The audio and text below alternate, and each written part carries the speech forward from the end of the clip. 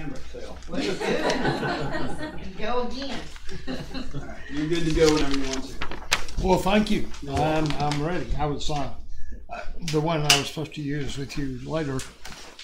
I didn't break, so I was marking that one. Oh, very nice. I mean, not that I don't know. It's not hard to remember if you do the same thing over and over again. Yes, that's why I keep it the same.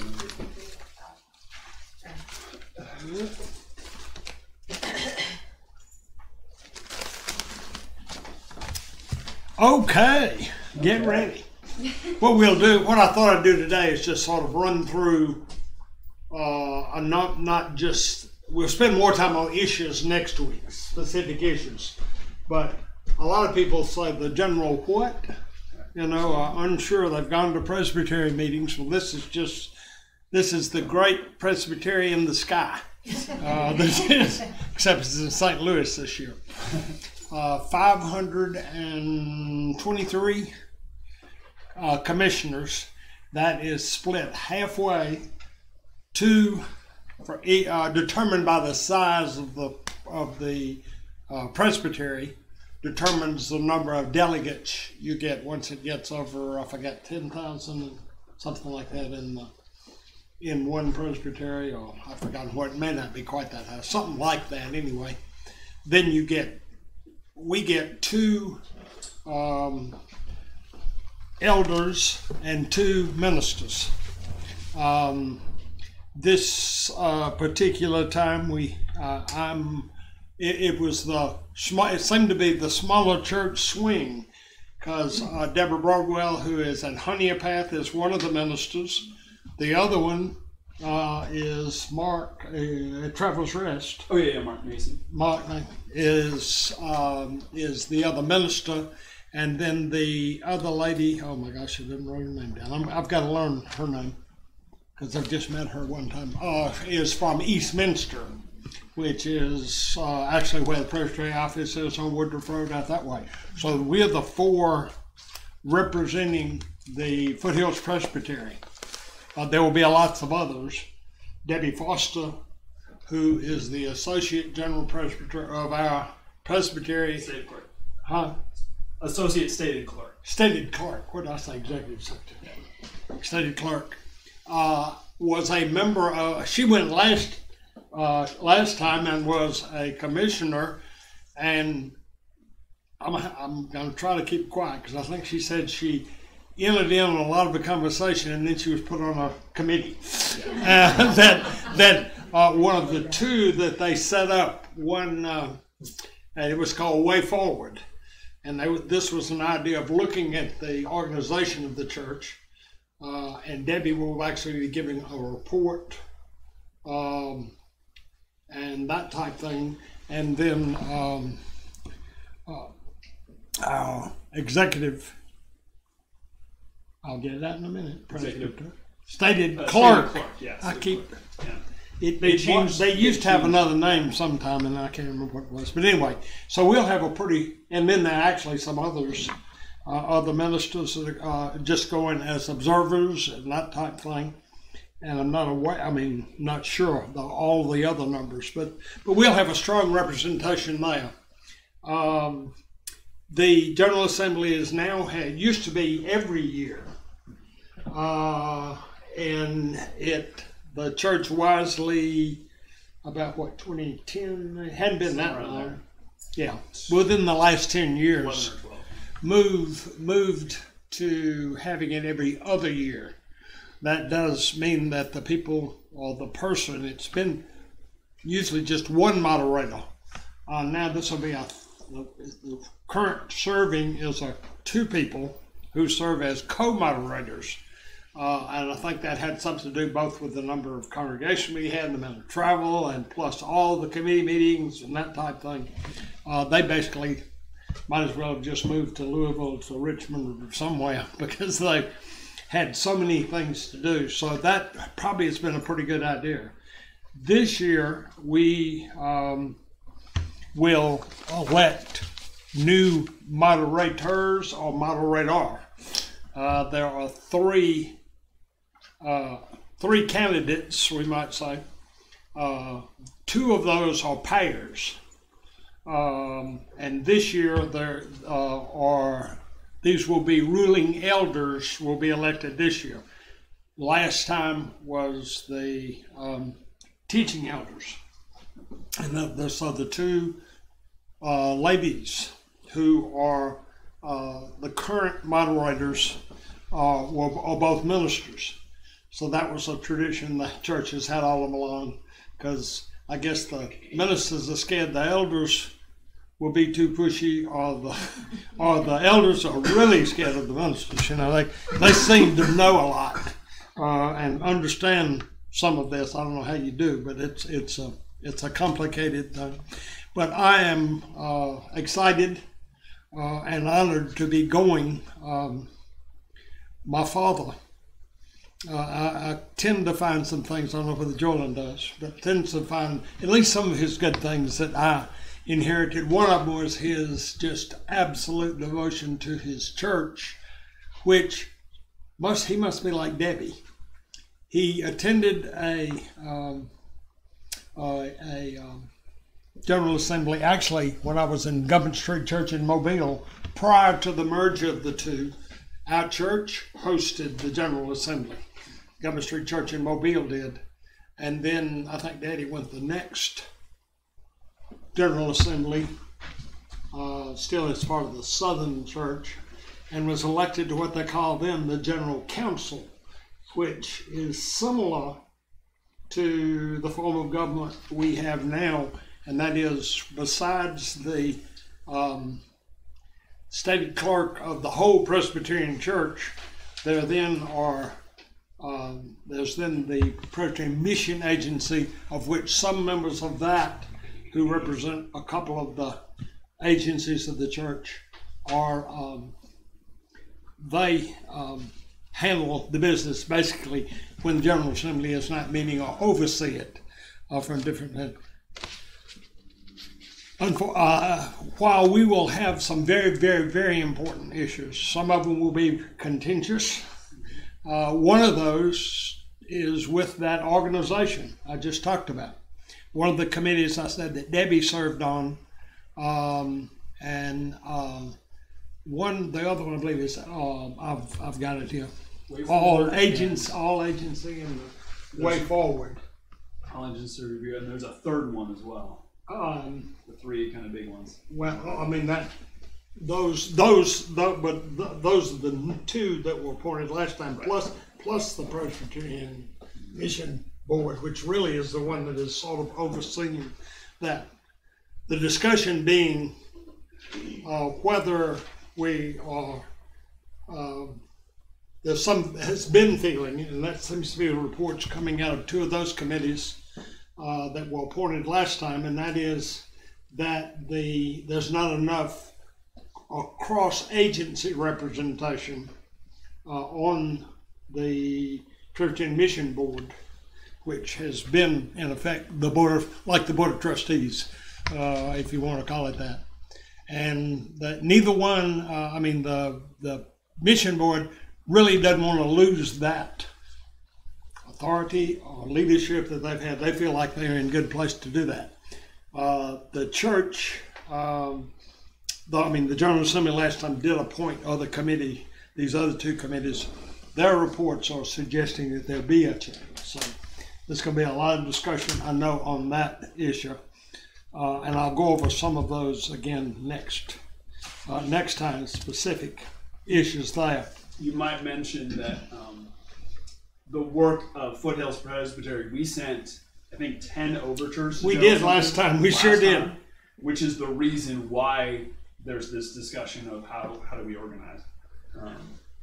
We did, and that's one of the reasons Debbie got appointed to the Goody, because she knew a lot about it since all of those. She kept getting questions because she was a commissioner out of this presbytery. That's right. Are those 10 overtures published on the web? Yes. I think that would be smart for us to look at them. Those are the ones last time. Mm-hmm. That was the previous one. Those are the ones y'all will be voting on, right? 2 years ago? Yeah. They'll be informed. But we won't be voting on those. Those were for the 2016. They've already been voted. 222. Yeah. Number 222. Okay. We had 223.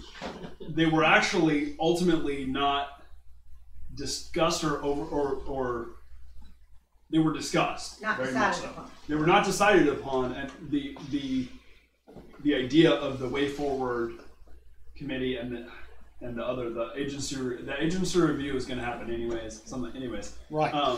But because of all of this discussion from our overtures, they decided, okay, rather than talking about these individually, let's put together this commission, the way forward, so that we can review all of this stuff and look at the organization and how we are General Assembly and how we meet and what we talk about, all that sort of stuff. And so rather than having it on the floor of Presbytery, they have these other committees that have been working for the last 2 years. Right. And they will have a suggestion for General Assembly, which I believe will be 2020? right. It would ultimately be ratified 2020, but they're going to be discussing those suggestions this year. Sorry. Right. Exactly. No, that's fine. You enter in. That's I'm great. interested in what they are since we've seen. I'm going to go over some of that in a minute, sorry. and then no of some of the issues for this year, just to give you a sample of what happens 10 just seems like an awful lot. there. One of the things I was going to try to keep. I'll try to keep this a little general, and then like I say, then we can dig in next week, and if we run out of time, we can keep on digging. And then I'll try to maybe give reports after I get back, after I sleep for Yes, you will. a month or something like that. They asked us a question. We were for training, a week ago, Saturday in Columbia, all day with Tom Hay, who is the sort of like Debbie. He's the number 2 person right under the current stated clerk of the Presbyterian Church. He's the, again, assistant associate stated clerk. But really a dynamic guy. He led us from 9:30, 10 o'clock to 3:30 or 4 o'clock. Then one of the questions asked us is, what cities would you think the Presbyterian Church has met the most in? What city? Of all cities in the United States? Yeah, they got to be big enough to hold Yeah. 500 or 600 or 700 people when you come in, so it's going to be bigger cities. You don't need to guess. But the one that's been the most times is where I'm going, St. Louis. Oh, really? And there's overlap. They've tried to look at both when it was Southern Presbyterian and the other. But because St. Louis was one where what the former Presbyterian Church USA in the South was called Presbyterian Church US, met more times there because it's both central and that type thing, and it's another good reason.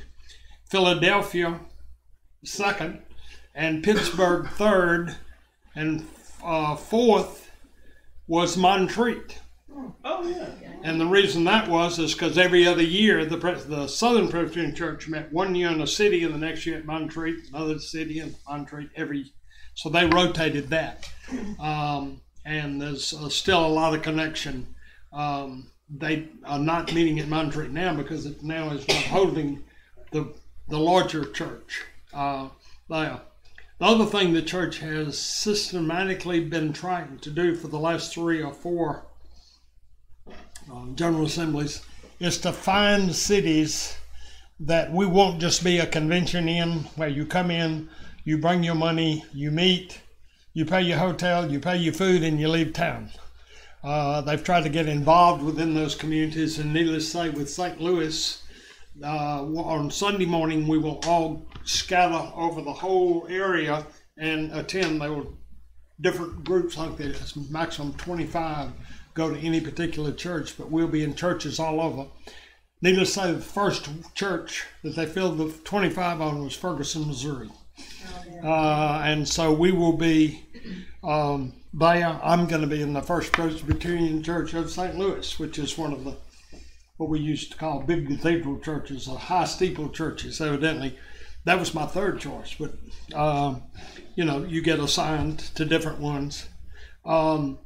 Last year was Detroit, and the General Assembly got out into the community, and we will be doing that on Tuesday afternoon in St. Louis, carrying some.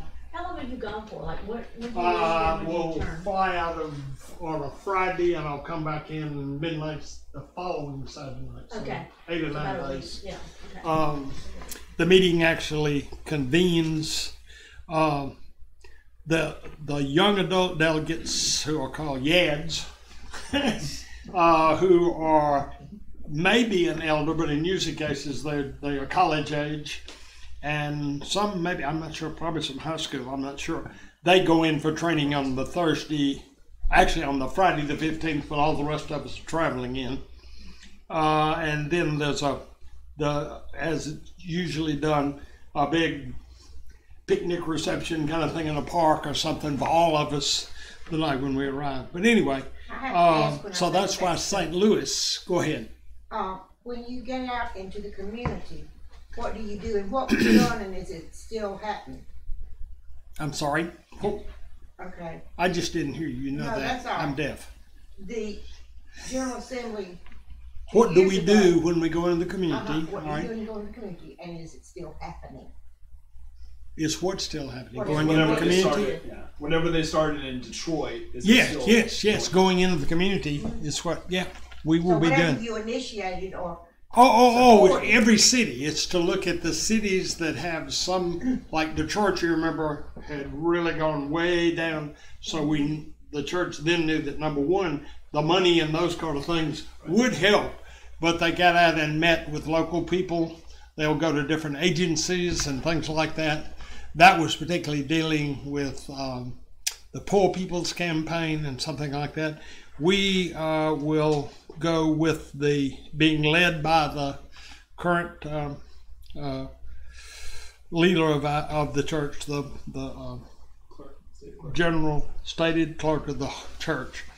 I got to learn all these names. I know who they are and I know what they do, but they all have a little bit different name. Is that we will, on Monday afternoon, we will actually break, and then this will be big. I'm sure it'll get, and that's the idea, is to let people there know that our church is there, and we will go from there to there. I think it's the city hall, because that's not the Capitol, and with the different issues that our church addresses. Like I'm looking at the committee I'm on, and that, by the way, is so far, that's just a slight explanation of the issues that my committee will cover. I'm on committee number 9, peacemaking, immigration, and world issues, not Palestine and Israel. There's a whole separate committee dealing with that. But just talking about the issues and those type things, and just to try to support the people in need in different initiatives that our church is involved in. Some of those are. so it's still happening in Detroit. That was started 2 years ago. Oh, no. I mean, I'm sure there's something, but no, our church is not. I'm just when the General Assembly asked for the week, I understand. they went into the So community. what they do is not a self-sustaining activity. What it's doing, what we will be doing is meeting with. We might meet with people who want to talk about whatever it happens to be, whether it's Palestine, Israel, or gun control, or immigration, or something like that. We'll be meeting groups representing different ones of those from that community. Needless to say, one of them will be meeting with Ferguson, Missouri, and what's going on there, because there's But still. my point is, does it continue after you all leave? This, I don't know. I'll find that out for you, ma'am, and I'll let you know. I'll write you a letter and let you know. I But you're don't know. basically getting to know the people. in the I ain't gotten off page 1 because I like the questions. But anyway,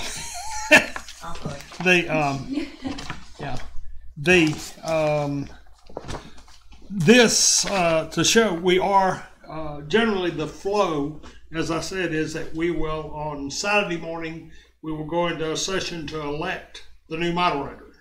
And we will hear reports, we will hear presentations by each, the two pair and then the one individual. And then at the end of that, we will actually elect the moderator for the next 2 years, or moderators for the next 2 years. And then we begin what are called plenary sessions. That's when the committees meet Saturday afternoon, Sunday night, Monday, and then all day Monday, all day Tuesday. And at the end of Tuesday, we've got to come in with our report on the various overtures that have been brought to our committee. Something new they're doing. You can just stand up if whatever feels best. Sit or stand. I'm glad we're just glad to see you here. Something new they're doing this year, and that is having what they call, a lot of people do this, consensus agenda. Any issue in our committee that gets more than 75% can go on to the consent agenda. So and my committee happens to be one of the largest, anywhere from 40 to 75, and there's 74 people on just my committee that I'll be serving on. And right now we have 12 or 13 issues that have been brought forward from presbyteries. It used to be that a single presbytery could bring an issue. Now it has to be a single plus two other presbyteries, one or two at least. It's one. Just one. Some cases there'll be 4, 5, or 6 presbyteries say, I really like what the Presbytery of San Francisco or California, I like that particular thing. So we're going to join in and help go ahead and support it. Some of them I've seen have as many as 4, 5, 6 presbyteries. And a lot of them have 3 or 4. A lot of them have 2, 3, that type of thing. But if there are issues that seem like that, some things will be like, we will ask the Presbyterian Church and its leadership to write to or call or visit everything from senators, legislators, whoever, whatever that issue involves. All you're doing is directing the denomination to send somebody saying the Presbyterian Church would like for you to look at this particular issue, or we support this issue, or we don't like what you're doing in this area, or whatever it is, whatever that committee may say. But if it's a 75% vote, hold your question just a moment. It would go then from there to the General Assembly and may be part of a consensus agenda. Any one commissioner, however, which is the way it usually operates, can ask for that to be removed from the consent agenda, and then it comes back to the whole floor of the General Assembly. So that's all it takes is, Mike doesn't like the fact that that issue is just going to get rubber stamped and go on through. He still has questions of whether that ought to be something the church ought to be looking at. He can ask that be taken off, and then we all will discuss it on the main session that we will then go into beginning on. Ours are called committee meetings, and those are called plenary meetings, start on Wednesday. So Wednesday, Thursday, Friday, and we'll actually have a closing worship at noon on the Saturday. So prior to that time, we have to finish. It's sort of like our legislature. They had until Friday to get something done, and they couldn't bring any more bills up, or they closed down. Same thing like our Senate or House. They have a cutoff date where any bills can forward. At that point, we will be finished. And we'll have come out with decisions. You can follow this online. You can actually go to the General Assembly and you can watch everything we're doing. Not plenty. Not Any of the General Assembly. Though. Yeah, in the General Assembly, right. Stuff, yeah. And there's worship services throughout, which are right every day. We'll have a Bible. They've even added another Bible study for the whole group. 2 or 3 of those mornings, plus the worship services every day. And that type of thing. So let's talk about it. Now you had a live feed through the General Assembly website. So you just go to generalassembly.com? I'll get you that information. Well, I've got it somehow. I'll see exactly what you do. I may have it in the information there. I may be able to put it in our website as well. Yeah. I may be able to embed it. One of the things that we will be addressing is one calling Becoming a Matthew 25 Church. You know, that's you saw me hungry, you saw me in prison, you visited me. That was one of the things I'm really going to just try to hit these fairly quickly. Ratios. I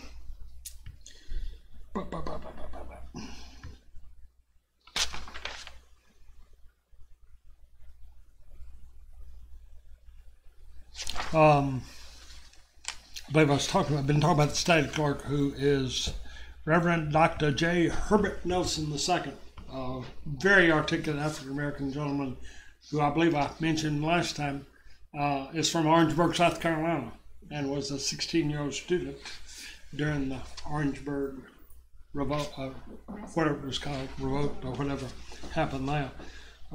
He said his mother and father both taught there, and he was walking back to the campus, went to eat supper, was walking back to the campus when that all broke out. Again, I've sort of gone through how we go.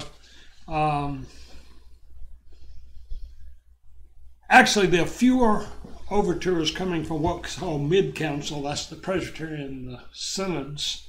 They also, it's not just, I said Presbyterian synods.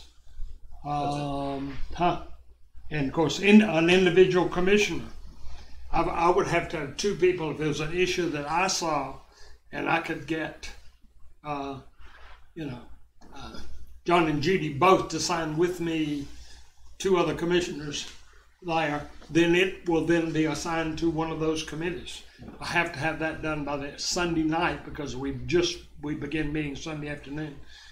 If I want to do that, I, as an individual commissioner, can take an overture, get 2 other commissioners to sign it, and it goes to a committee for discussion. So we have both an individual, as a church, connected to the Presbytery, the Synod, some part of the leadership of the church. I've forgotten exactly, but they're like just 3 or 4 sources that any overture can come from, which I thought, is interesting.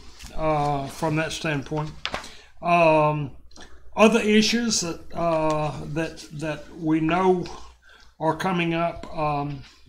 One is, and a lot of these will have been. It'll be the 3rd time, for instance, a discussion of fossil fuels and whether our investments, same with Palestine and Israel. That's part of that discussion. Is should in our investment portfolio, should we have companies representing that? And that seems a little extreme. But Joan and I were part of something that came out, that was in the Southern Church then, Nestle's, way back, was forcing a lot of its baby formula, dry baby formula, not forcing, selling it, but selling it with a strong push into African countries and others like that, where breastfeeding would have been much better. They were getting disease, it was bad water, and Nestle's refused an overture from a number of people to pull those dry formula out because it was getting mixed with bad water and babies were dying and so forth. About 1.5 years later, they did. And the Presbyterian Church started that, Southern Church started that with an overture. And I remember it like killed me because I love Nestle's Quick. And we had to throw all that out. We took that, we didn't buy any more Nestle's. And we made other people aware of that. And 1.5 years later, Nestle's bent to the pressure and said, you're right. And they pulled out. So there are issues. And I don't know whether fossil fuel happens to be one. racism, reconciliation. One of the things we're facing in the presbyteries and the synods have all been in an uproar over that one, and that's where they will systematically raise the per capita. That's for every member of our church. Was it now $7-8? Raise that to 10 and eventually up to 11, almost $12 per person per church. Goes to the presbytery to help support Presbyterian General Assembly and so forth like that.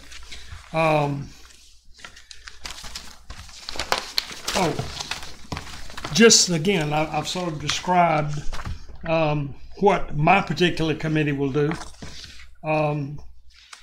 Just so you will, there's the information on, these are just headlines from what's called Presbyterian Mission. It's just a weekly newsletter that comes out. 3 slates of candidates, I mentioned that, are coming forward. Fossil fuels, the Middle East, denominational structure, that was the one I talked to you about, whether we, what we do to address that, or whether we feel there's an overlap in the way that management, or it's too tightly controlled by what's really a board of the Presbyterian Mission Agency, work jointly together with the office of the General Assembly. But the shared powers is part of the discussion, and that may that will be, I can tell you, because the information I've got on that one topic, I've tried to collect all the information coming down, and they're sending. And right now on that one, I've probably got a stack about like that, reports from these committees from just starting last October. And what they've met 2 or 3 times since then, and they're down to the language. The latest big discussion is the way the Presbyterian Mission Board worded their response to those other 2 committees and to the General Assembly, and some people thought it was a little strong.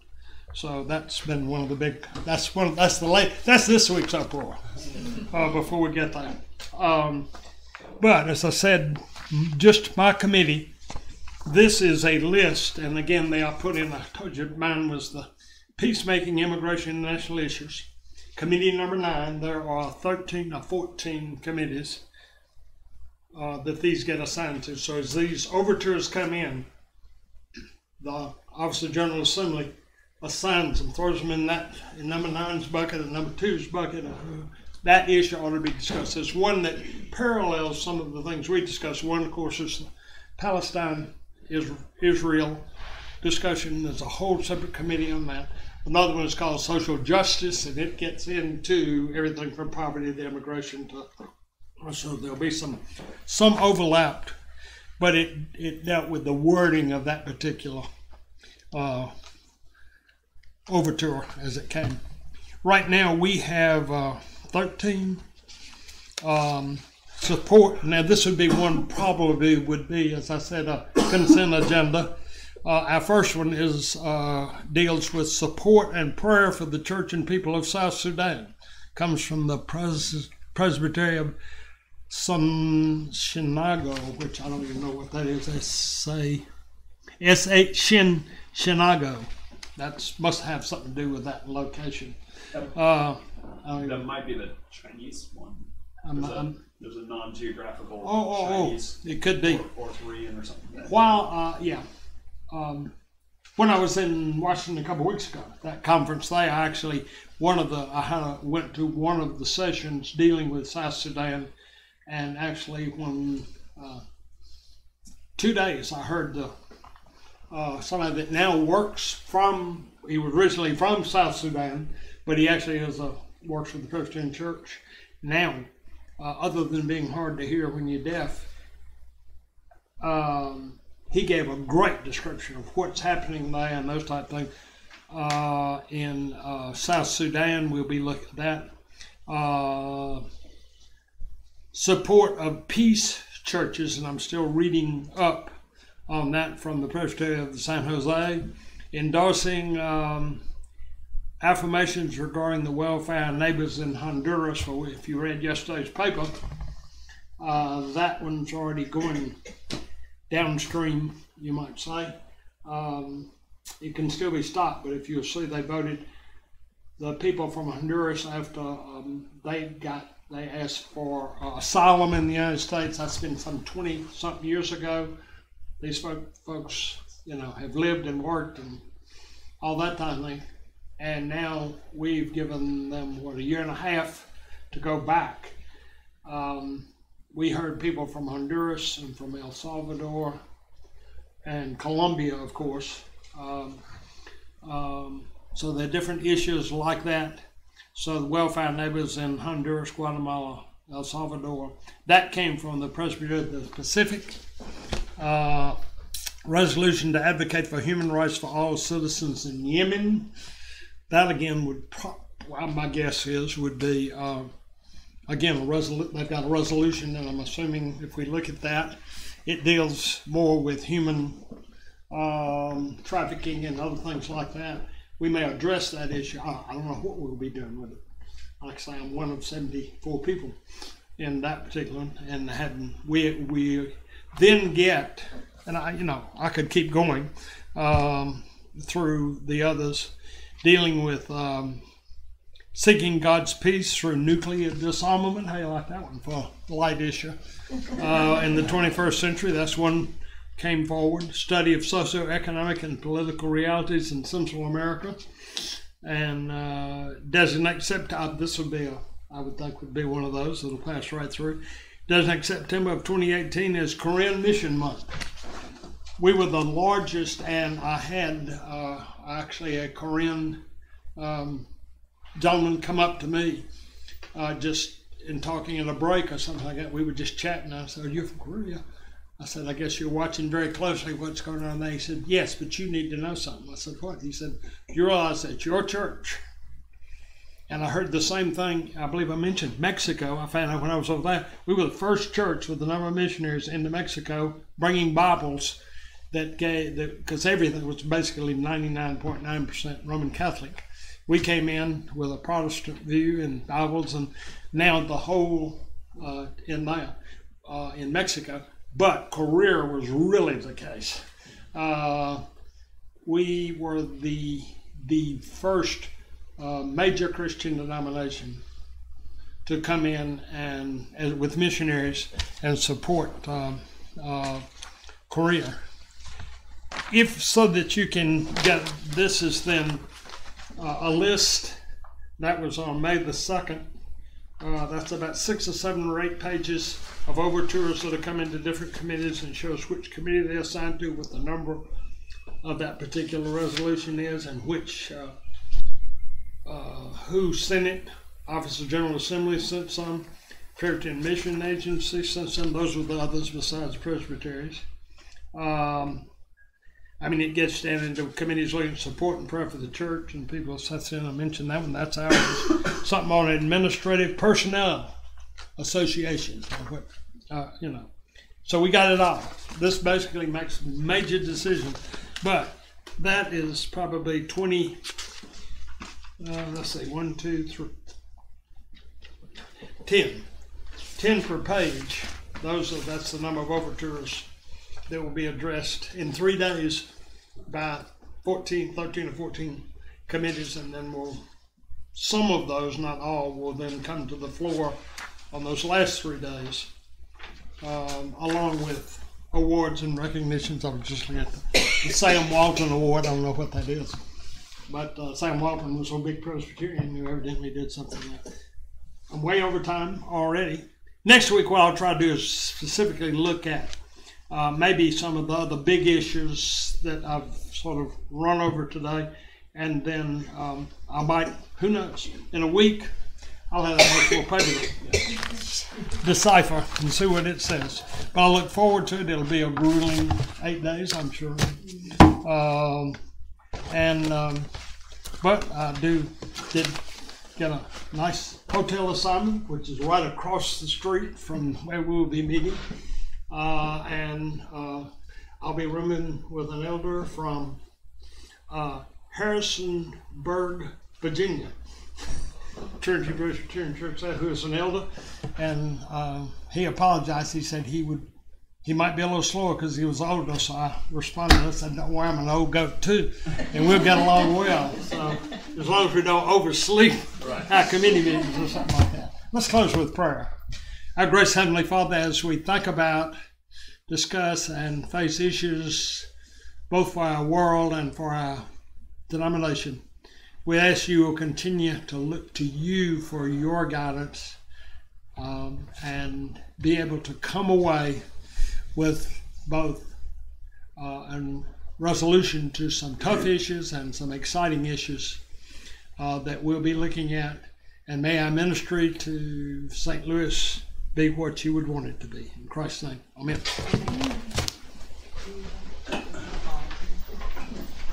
I wonder, are there 500 other people down in rooms that's messed up as I am? You know, I'll ask.